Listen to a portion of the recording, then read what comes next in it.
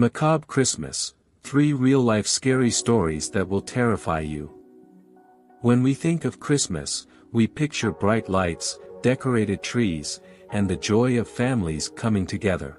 But what if I told you that behind this atmosphere of happiness, there are stories so terrifying they will keep you up at night? During this time of year, when snow blankets the ground and houses are adorned with decorations, some inexplicable things happen. Stories of disappearances, eerie visions, and unsolved mysteries have marked many Christmases. Today, you will hear 3 of these real and chilling stories that took place on the most anticipated night of the year.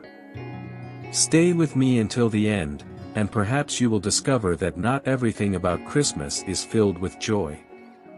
Sometimes, the true chill comes from inside the house. Story 1. The Christmas of the Haunted Doll.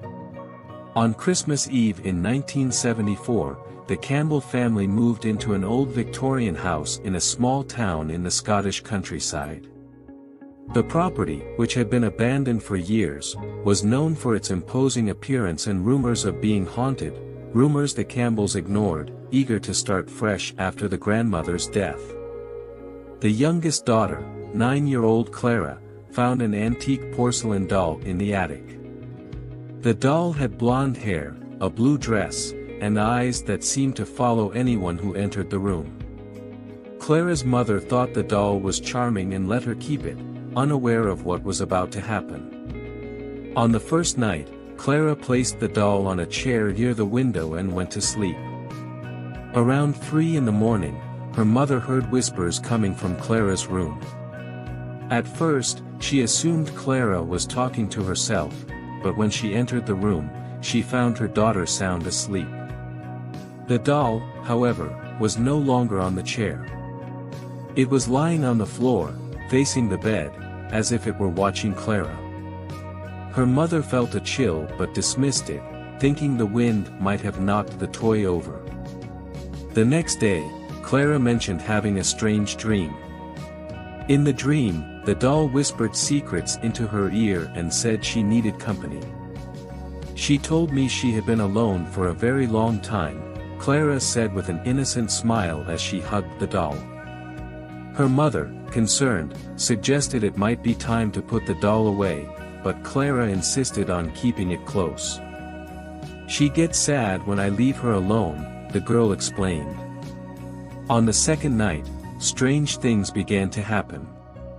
The lights flickered, and the sound of footsteps echoed through the empty hallway. The father got up to investigate but found nothing. When he returned to bed, he felt as though something was watching him, yet there was no one in the room. The following morning, Clara woke up with scratches on her arms.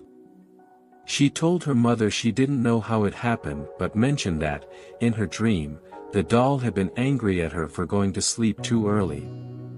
Each night became more unsettling. On the 3rd day, the mother found chalk-written messages on the walls of Clara's room. The phrases read, "She is mine now," and "Go away." Convinced that Clara was playing pranks, the mother confronted her daughter, but the girl swore she had no idea about the writing. The father, trying to ease the tension, suggested throwing the doll away, but Clara became hysterical, screaming that they couldn't leave her alone again. That night was the worst. Around midnight, the parents heard Clara screaming. When they ran to her room, they found the door locked from the inside. The father had to break it down, and what he saw left him speechless. Clara stood in the corner of the room, her eyes glazed over and a disturbing smile on her face. The doll sat on the bed, positioned as though it was watching the parents. "She doesn't like you being here," Clara said in a voice that didn't seem like her own. The father rushed to grab the doll, but when he touched it, he felt as though something burned his hands. The next morning, they decided to get rid of the doll. The father placed it in a trash bag and carried it to the back of the property to burn it. As the flames engulfed the toy, Clara let out a scream of pain and immediately fainted. When her mother ran to help her, she saw the girl's body covered in red marks, as if something was burning her from the inside. The doll, despite being consumed by fire, appeared untouched. Desperate, the parents took Clara to the local church, where a priest attempted to bless her. During the prayer, Clara began screaming words in a language no one understood. The frightened priest ordered the parents to take the girl outside. "This is not just a doll. It is something far worse," he said, handing a crucifix to the mother. That night, an eerie silence overtook the entire house. The family slept in one room, too afraid to separate. But at around 3 in the morning, they heard laughter coming from Clara's room. The father, armed with a knife, entered the room and found the doll sitting in the same spot as before, its dress intact, as if nothing had happened. The doll stared at them with eyes that now seemed alive.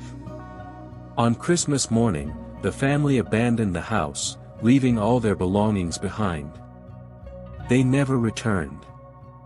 Years later, the property was demolished, but workers reported finding a porcelain doll buried under the floor of Clara's room. The toy was immaculate, as if time had not touched it.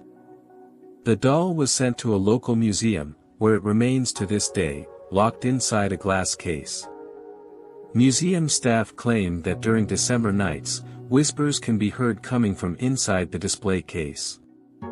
The Christmas Mirror. On Christmas in 1972, the Dempsey family moved into an old house in a remote Irish village, a place surrounded by mysterious stories. In the main hall of the house, there was a giant mirror with a wooden frame intricately carved with angels and candles. Despite its beauty, the mirror had something unsettling about it. Every time someone walked past, they felt watched. Local villagers claimed the mirror once belonged to a man who mysteriously disappeared on Christmas Eve decades earlier. The Dempseys' first Christmas night in the new house began normally. The tree was decorated, the fire in the hearth crackled warmly, and the family gathered to exchange gifts. But at 11:45 p.m., as they started taking family photos, something strange happened. In the mirror's reflection, there was an extra person. It was a tall man in a black suit with a vacant stare, standing behind Mary, the eldest daughter. When everyone turned to look, no one was there. Yet, in the mirror, the man remained, motionless. The family tried to dismiss the incident, but the night grew increasingly unsettling. Mary began hearing whispers coming from the main hall. "Help me, please, help me," the voice repeated over and over. When she told her parents, they sent her back to bed, but Mary couldn't sleep. The whispers persisted, calling out to her. At 3 a.m., she went down to the hall and found the mirror covered in frost, as though an icy breeze was emanating from within it. When Mary's parents woke up, they found her sitting in front of the mirror, murmuring words in a language no one could understand. Her eyes were glazed over, and she didn't respond to anything they said. Desperate, her father tried to pull her away, but when he touched her arm, it felt as if he were touching frozen stone. At that moment, the mirror began to vibrate, and the face of the man in the suit appeared clearly, as though pressed against the other side of the glass. The Dempseys decided to cover the mirror with a sheet and lock the main hall, but the following night was even worse. At midnight, the sound of something scratching the glass echoed through the house. It was as if long nails were trying to tear through the sheet covering the mirror. When the father went to check, he found the sheet on the floor, and the mirror perfectly clean again. In the reflection, he saw his entire family sleeping, but something was off. Mary was sitting on her bed, with the man in the suit beside her, holding her hand. Rushing to Mary's room, he found her alone but in a deep trance. When he tried to wake her, she opened her eyes and said in a voice that wasn't hers, "He's trapped here, and now he wants you." Moments later, Mary fainted, and the room's air turned icy, as if the middle of winter had descended upon it. On the night of December 25th, the situation reached its breaking point. While trying to leave the house, the front door wouldn't open, and all the windows were sealed, as though an invisible force held them shut. Suddenly, the fireplace went out, and the sound of laughter echoed through the hall. The mother, hysterical, began to scream, but her voice was drowned out as the mirror in the hall glowed faintly. In its reflection, the family saw themselves, but their faces were pale and hollow, like lifeless corpses. The father, determined to end it, grabbed an axe and ran toward the mirror to destroy it. However, before he could strike the glass, he was thrown backward by an invisible force. The mirror began to crack slowly, and a dark figure emerged, extending its hands toward the family. "You opened the door. Now there's no turning back," said the figure, its voice sending chills to their very bones. The next morning, neighbors, worried about not hearing from the family, decided to check on the house. They found it completely empty. There was no trace of the Dempseys, only the mirror in the hall, now untouched and without any cracks.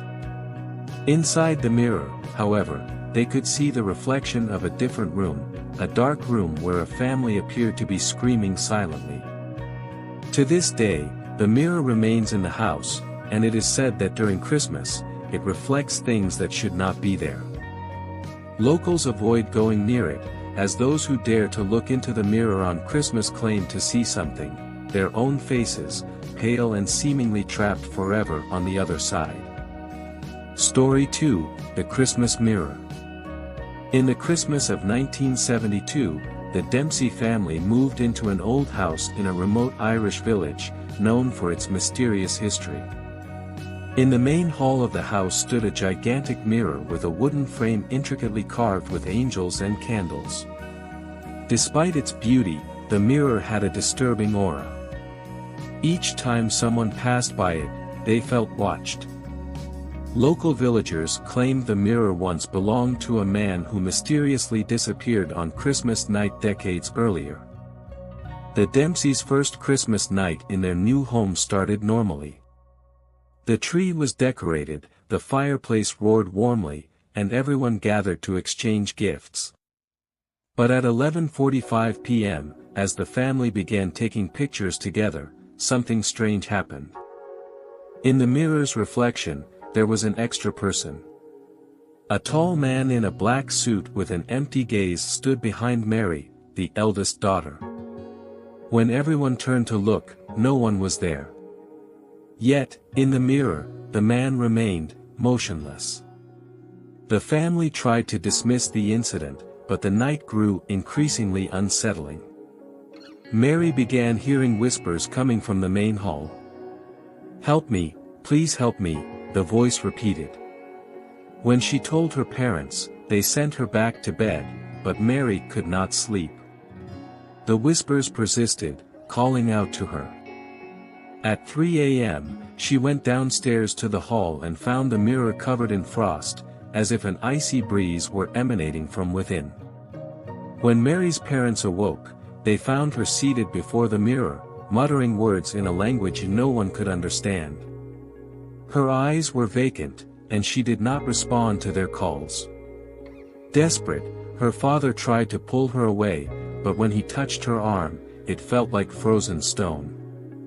At that moment, the mirror began to tremble, and the face of the man in the suit appeared clearly, as if pressed against the other side of the glass. The Dempseys decided to cover the mirror with a sheet and locked the main hall, but the next night was even worse. At midnight, the sound of something scratching the glass echoed through the house. It was as if long nails were trying to tear the sheet covering the mirror. When the father went to check, he saw that the sheet had fallen to the floor, and the mirror was clean once again. In the reflection, he saw his entire family sleeping, but something was wrong. Mary was sitting on the bed, with the man in the suit beside her, holding her hand. Rushing to Mary's room, he found her alone but in a deep trance. When he tried to wake her, she opened her eyes and said in a voice that was not hers, "He's trapped here, and now he wants you." Moments later, Mary fainted, and the room's air turned icy, as though it were the heart of winter. On the night of December 25th, the situation reached its climax. As the family tried to leave the house, the front door wouldn't budge, and all the windows were sealed shut as if an invisible force held them closed. Suddenly, the fireplace went out, and the sound of laughter echoed through the hall. The mother, hysterical, began to scream, but her voice was muffled as the mirror in the hall glowed with a faint light. In the reflection, the family saw themselves, but with pale, empty faces, as though they were corpses. The father, determined to end it, grabbed an axe and ran to destroy the mirror. However, before he could strike the glass, he was thrown back by an invisible force. The mirror began to crack slowly, and a shadowy figure emerged, extending its hands toward the family. "You opened the door. Now, there is no turning back," said the figure, with a voice that chilled them to their bones. The next morning, neighbors, worried about not hearing from the family, decided to check on the house. They found it completely empty. There was no trace of the Dempseys, only the mirror in the hall, now unblemished and without cracks. Within it, however, they could see the reflection of a different room, a dark room where a family appeared to scream silently. To this day, the mirror remains in the house, and it is said that during Christmas, it reflects things that should not be there. Locals avoid going near it, as those who look into the mirror on Christmas claim to see something, their own faces, pale, seemingly trapped forever on the other side. Story 3, The Voices in the Snow. In Christmas 1994, the Edwards family decided to visit a remote cabin in the Colorado mountains. The cabin was rented at a surprisingly low price and seemed perfect for escaping the chaos of the city. Surrounded by pine trees and thick snow, the place offered complete isolation and a stunning view. However, the locals from the nearby village warned, "Never go out into the snow after dark." The family laughed at the warning, thinking it was just a local superstition. On the first night, everything seemed peaceful. While the snow fell softly, they decorated the small living room with Christmas lights and played festive music. But around 10 p.m., the youngest daughter, Emily, started hearing something coming from outside. "Mommy, someone's calling me," she said, frowning. The parents went to the window but saw nothing except the darkness and snow-covered trees. "It's probably just the wind," said the father, trying to calm her. However, Emily seemed increasingly unsettled. Later, as everyone slept, the sound returned. It was a low, almost whispered call but unmistakable. "Emily, come play." The voice was female, soft, and disturbingly close. Emily got out of bed and went to the window. Outside, she saw a vague figure among the pine trees, waving at her. The figure appeared to be a woman, but her body was not fully defined, as if it were distorted by the darkness. The next morning, Emily told her parents what she had seen, but they didn't take it seriously. However, her older brother, Danny, admitted he had also heard the sound. "It was like it was coming from everywhere," he explained, but the snow outside was untouched. There were no footprints. Now slightly concerned, the parents decided to investigate. They stepped out of the cabin and walked around the property. Everything seemed normal, except for one strange detail: a perfect circle was marked in the snow right next to the cabin, with small objects hanging from the surrounding tree branches. They were bones, small, like those of animals, tied with cords made of what appeared to be human hair. That night, the terror escalated. At 2 a.m., the voices returned, this time louder and clearer. Now, they weren't just calling for Emily but for every member of the family. "Come into the snow, join us." The sound seemed to be coming from inside the cabin, echoing through the walls. The father, armed with a flashlight and an axe, stepped out the front door to confront whatever it was. His family waited in suffocating silence, but he didn't return. When the mother decided to go outside to search for him, she found only the flashlight lying in the snow, still lit, and the circle that had previously been empty now filled with deep marks, as if something heavy had been dragged into it. Desperate, she rushed back inside, locked the door, and told her children not to go out under any circumstances. At 4 a.m., the chalet door began to be pounded violently, as if something was trying to break in. The mother, trembling, held a piece of wood while the children cried in the corner. When the door finally gave way, no one was outside, but the snow at the entrance was marked with tracks that looked like large, deformed hands. Then they heard a sound that chilled them to the bone, the father's voice, now distorted, calling out to them from outside. "Emily, open the door. I'm cold." Emily ran to open it, but her mother grabbed her tightly, screaming for her not to believe it. "That's not him."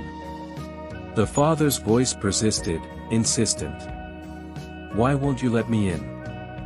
I'm out here, alone." Looking out the window, they saw the father's silhouette, but his movements were erratic and his face looked like a pale mask, as if something was wearing his body. When dawn finally arrived, silence returned. The mother decided they needed to leave the chalet immediately. They grabbed the car and drove to the nearest village. When they told the locals what had happened, they were met with looks of terror. One of the elders explained, "You've encountered the voices of the snow. They call to those who dare to spend Christmas in the mountains. They feed on the souls of those who answer their call." In the days that followed, local police searched for the father but never found any trace of him, except for one chilling detail. In the circle of snow near the chalet, they discovered human footprints that abruptly ended in the middle, with no explanation. The villagers believe the voices took him to the eternal void that exists in the mountains during Christmas. To this day, they warn, if you hear a call in the snow, never respond. And those were the three most chilling tales that reveal the darker side of Christmas, a side few dare to explore. Whether it's the midnight visitor, the haunted doll, or the Christmas mirror, they all leave us with a warning. Even during the brightest time of the year, the unknown might be closer than we imagine, waiting for the perfect moment to reveal itself. These true accounts make us question how much we really understand about the mysteries surrounding us. Could your home, your belongings, or even that Christmas gift hold dark secrets? Perhaps, on the next Christmas Eve, you too will realize that not all lights bring comfort, and that sometimes, the real terror is right by your side.